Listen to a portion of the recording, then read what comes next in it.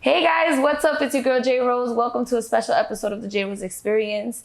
I am here with Mtima Solwazi, founder of Roots Foundation out in Trinidad and Tobago, but they're here in New York right now celebrating their 10-year anniversary of the Cascadoo Festival. And I am super excited to dig into why they're here, everything about their foundation. I'm honored that you came all the way out here to New York to celebrate your festival here. Yes. So I'm ready to dig in. Welcome. Thank you, and welcome to your viewers worldwide. Yes, worldwide. We're international, baby. Yes. I've been seeing JRose back home in Trinidad and Tobago, right?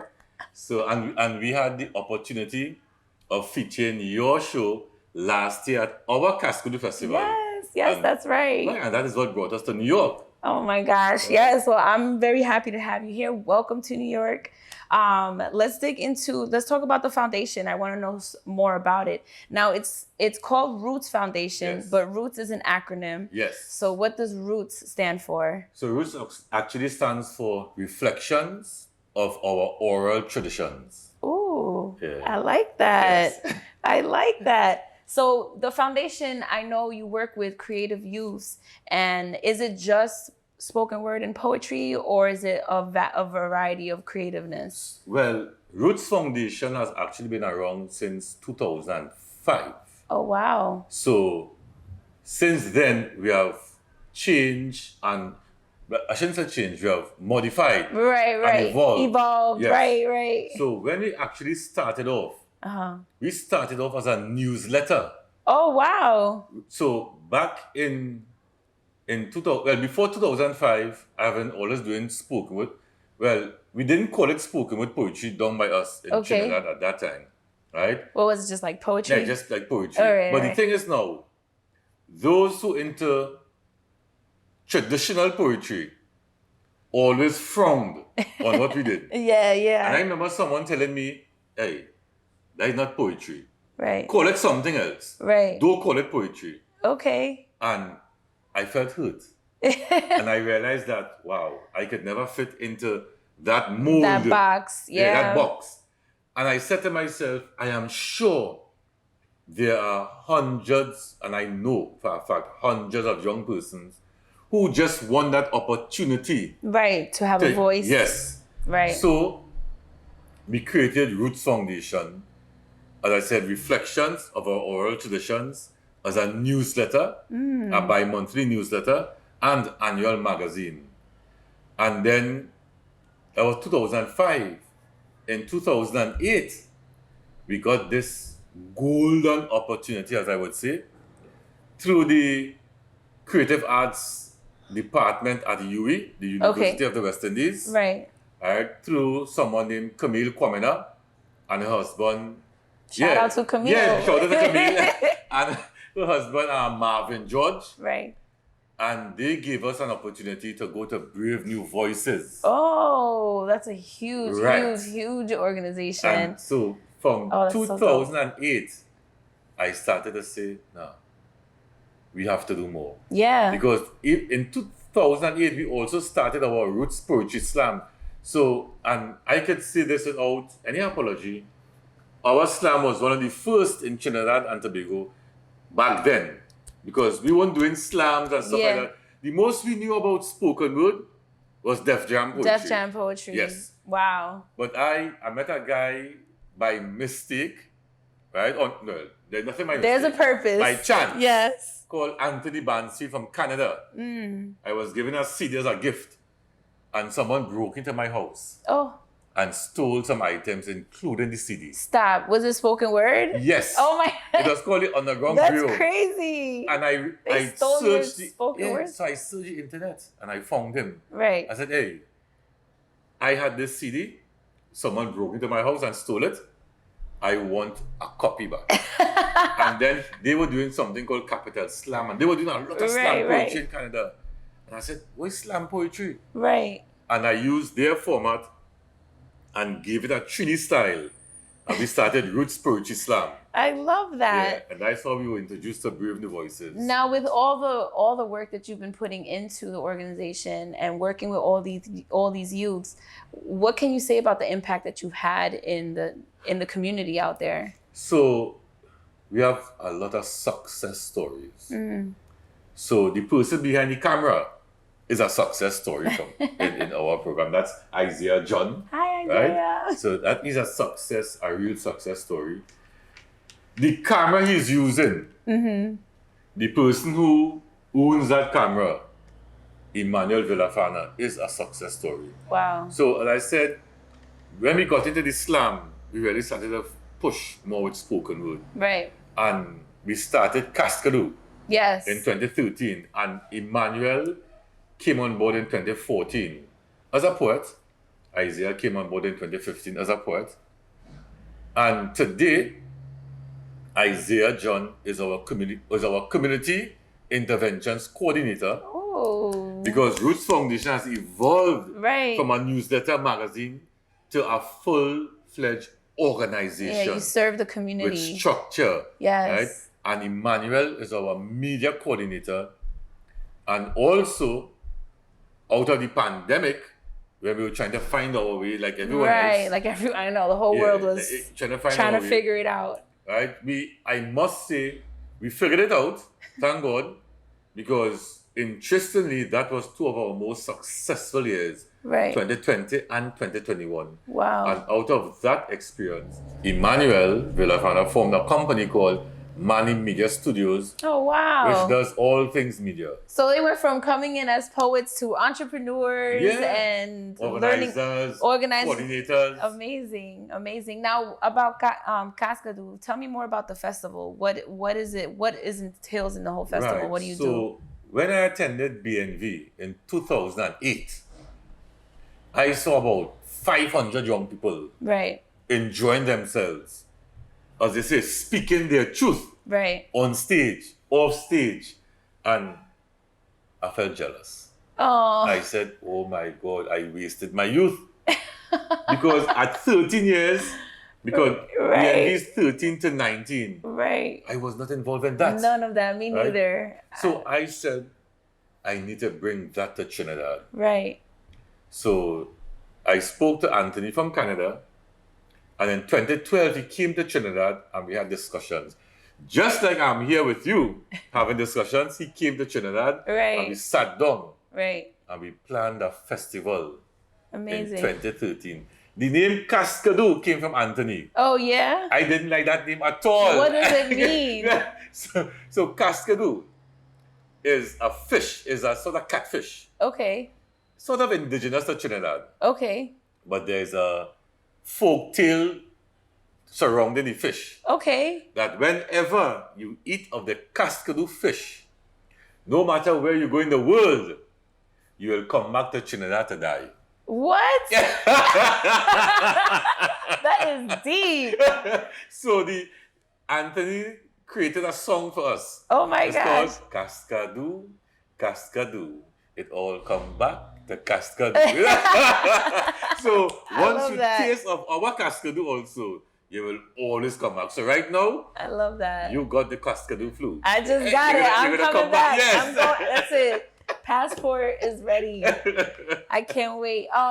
So that's beautiful. But you also, what type of events do you do at Cascadoo? You Right, do so like poetry? Yes. So at Cascadoo, so Roots is about oral traditions. Right. So we promote the oral tradition in terms of our what we call traditional carnival characters. Okay. Peregrinae, Midnight Rubber. Right. We have all these elements to kind of launch Cascadoo. Okay. Now, Cascadoo itself has been evolving, Right. because after 10 years, you have gone through a lot of changes. Yeah. Right?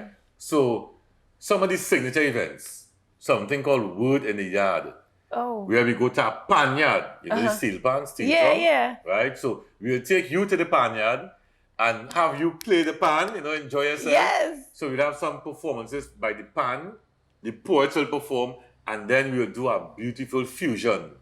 Where while the poets performing, they're playing. That is so cool. Right? I love performing with live bands, so I'm here for it. Lovely. So we call that Word in the Yard. We also have something called Let Us Speak Green, but it's spelled as the lettuce. Okay. The vegetable, right? Yeah. So it's an open mic in a green space. Sometimes we use the green market. Oh, that's so cool. It's an outdoor event. And we have your traditional workshops, right? Open mics.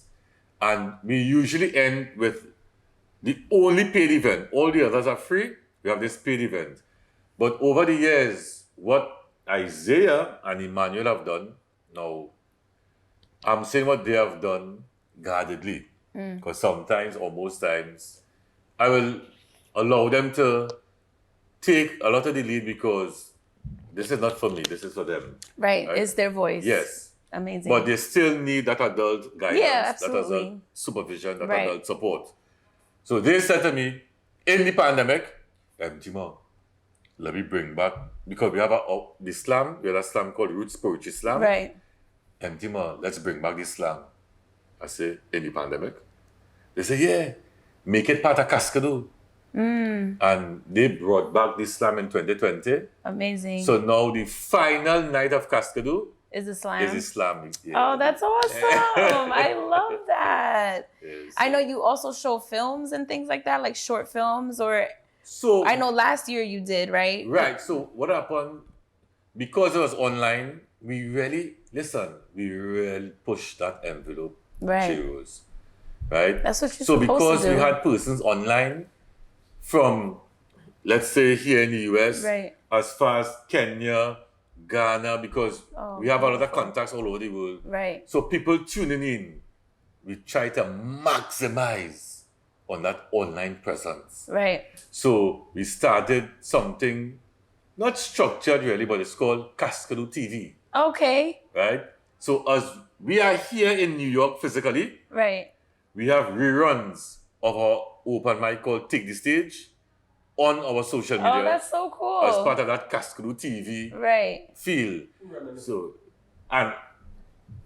So who is running that? One of our young poets who recently came on board.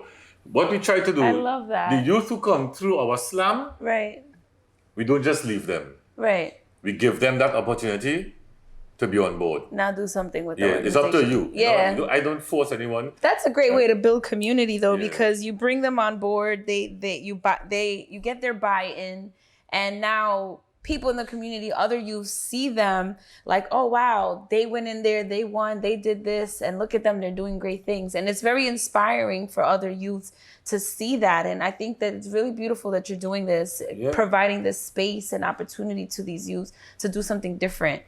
So, I love that. And one of the things, JRose, that, and Isaiah will tell you this because we have this discussion regular. Once you are around me as a youth, you have to have your passport and your visa. You must travel. Right. You must That's travel. Such a great opportunity. A lot of kids don't even get that opportunity. Because I don't want them to feel we already in a box. Right. Why must our mind remain in that box? Why must we be physically in that box? Absolutely. You have to realize there's beyond that space. So the youth who here right now came through our slam last year. Oh, wow. They are here this year. I can't wait to hear them perform. Yeah. That's going to be so amazing. Yes. Oh, well, they're so tonight we are going to the New York Poets Cafe, which is like the mecca of poets over here in New York. And the youths are actually going to be performing on the New York stage, which is amazing. Yes. I love that I get to be a part of that experience. Yes. And I have a very special connection to the New York because that's the very first stage I ever performed on ever. Okay. As of when I first started doing spoken word 7 years ago. Even though I've been writing for over 20 years, it took me a long time to get on stage. And when I finally did, the first stage I ever stood on was New York. Wow. And now we're going there and I get to see them. And it's like this beautiful full circle. Yes. And so it all comes back to Cascadoo. I love that. I love that. So you see, I'm already here. Yes. See, so we have a lot in common. I know that there's also we have a commonality. We have something in common where we both work with incarcerated youth. Yes. I run workshops in Rikers Island with incarcerated youths there, and I know that you would. So what's that experience like in Trinidad? It's amazing. We work with an institution called it was formerly called the Youth Training Center, YTC. It's now called the Youth Transformation and Rehabilitation Center. Oh, wow. Right? Because they now expanded the institution to include a female section. Oh, wow. Right. So we have been working with them since at least before Roots Foundation was actually founded. I've been working with them, and because of my experience there, I included Isaiah, Emmanuel, Shanique, the other youth, to take them there to work with these young people so that those who are incarcerated could see what can be. What in kids, terms of kids that look just like them, their same age, same neighborhoods. Yep. I love that. And then also, so what do you do there? Like spoken word workshops. Well, I'm Muslim, so I run the Juma, the Friday prayers at YTRC. We also, so they will do spoken word workshops. Now, the thing about our workshops, all of our workshops, be it spoken word, be it photography, Emmanuel, whilst we are here, he is running an entrepreneurship workshop online with some youth in Trinidad. Right? Whilst we are here, the work continues. Yes. Right? So, but all of our programs have a personal development and a character building component. Beautiful. So we include that because you could be the best poet, but you don't have values and morals. You have a bad character. That's very true. You cannot reach anywhere. Right? You cannot reach anywhere. Where you are today in your work, where I am today in my work, is because of our character. Yeah. Because persons could say, yes, I could vouch for JRose. No, this is a serious joke. Now, they don't know you in Trinidad. All they know of you is what I say to them. Hi. So Isaiah said to his aunt, she said, where are you going? Well, we're going by JRose. JRose? Auntie, you know JRose? Hello, she real big. Oh my gosh. That's so funny. I love that. Hi, Auntie. Oh my gosh, that's so cool. Thank you. Oh, it's so funny like that you say that because I actually was I went to a store, like a corner store, like a bodega, to get something, and I'm there, and as I'm walking out, there's a guy in there, and he was like, "Oh, you're a poet, right?"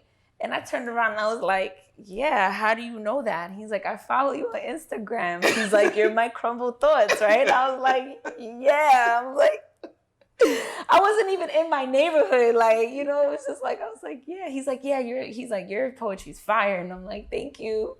But JRose, that's how we met. We met through a mutual person. Sion. Yes, Sion Anton. Shout out to Sion. Right? And Sion said, "Emtima, you have to meet JRose, you know."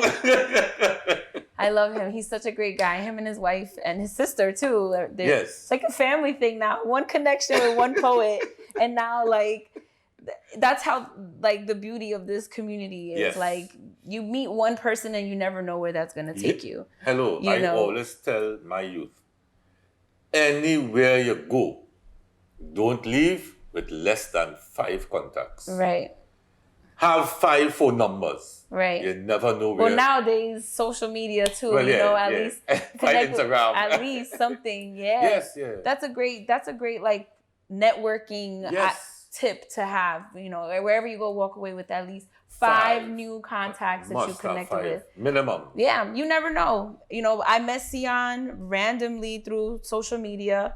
And then he started coming to my open mics. Yes. He interviewed me. He did a podcast. He launched a podcast. I was the first person he ever interviewed.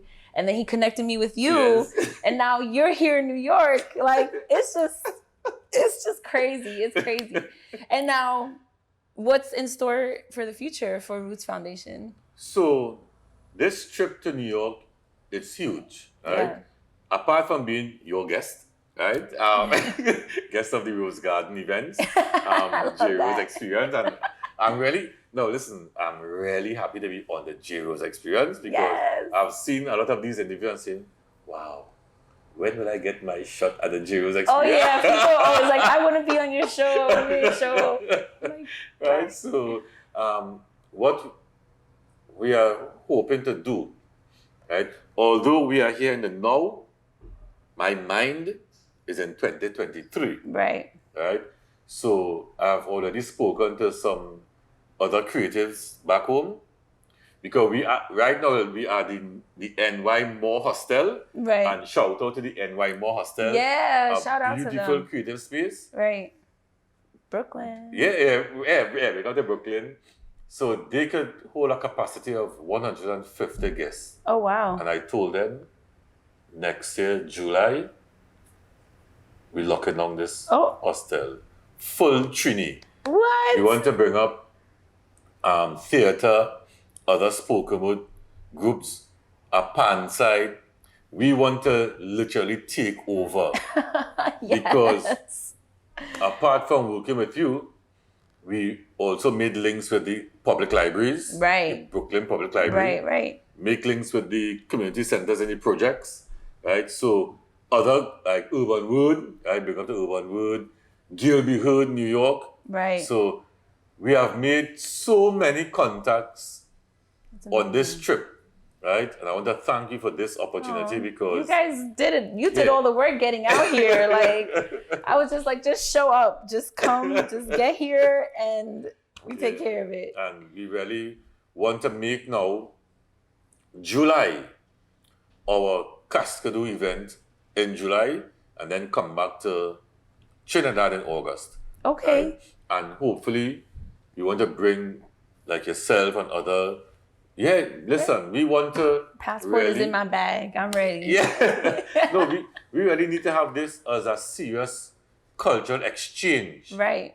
Because we work at the prisons in Trinidad, that's an easy fit for you. Right. You work in the prisons here, that's an easy fit for us. Right. Right?